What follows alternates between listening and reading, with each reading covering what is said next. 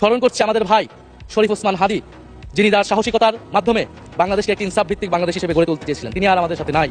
আমরা ওসমান হাদী ভাইকে স্মরণ করছি, শহীদ আবরার ফাহাদ ও শহীদ ফেলানী খাতুনকে স্মরণ করছি, যারা ভারতীয় আধিপত্যবাদের বিরুদ্ধে লড়াই করে বাংলাদেশকে আজকের এই জায়গায় নিয়ে এসেছে। 24-এর ছাত্র জনতার গণঅভ্যুত্থানে মাঠের নেতৃত্বের একেবারে সামনে থাকার কারণে আজকের দিনটি আমার জন্য একই সাথে আবেগের, কষ্টের ও আনন্দের।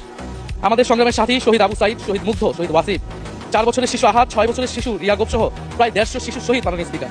পুলিশের এপিসি থেকে ফেলে দেওয়া শহীদ ইয়ামিন, সাভারের আশুলিয়ায় ভ্যানের উপরে জীবন্ত অবস্থায় আগুনে পুড়িয়ে মারা কিশোর শহীদ সজল সহ অগণিত মানুষের স্মৃতি আমাকে প্রচন্ডভাবে নাড়া দিচ্ছে। মাননীয় স্পিকার, আমরা বিচার চাই, জুলাই গণহত্যার বিচার চাই, শরীফ ওসমান হাদী হত্যার বিচার চাই, গুম খুনের বিচার চাই, বিগত সময়ে হওয়া লুটপাট এবং দুর্নীতির বিচার চাই। জুলাই মানে নতুন বন্দোবস্ত, গণতান্ত্রিক অন্তর্ভুক্তিমূলক বৈশ্যমহীন দেশ। জুলাই মানে আধিপত্যবাদ মুক্ত, ফ্যাসিস্ট মুক্ত দেশ। জুলাই মানে মানবিক মর্যাদা ও দায় ও দরদের বাংলাদেশ। মাননীয় স্পিকার, আমি শেষ করবো একটি কথা বলেই। আজকে সবাই এক বাক্যে স্বীকার করে নিয়েছেন যে জুলাই গণঅভ্যুত্থানের শহীদদের কারণে আমরা এই মহান সংসদে বসতে পেরেছি, এবং এই মহান সংসদে আমরা সকলেই ফ্যাসিবাদ মুক্ত, ফ্যাসিবাদ বিরোধী লড়াইয়ের সৈনিকেরা এখানে আসিছি। ফ্যাসিস্ট মুক্ত, আমরা ফ্যাসিবাদের দোষর মুক্ত জাতীয় সংসদ চাই। মাননীয় স্পিকার, আপনাকে ধন্যবাদ। ইনকিলাব জিন্দাবাদ।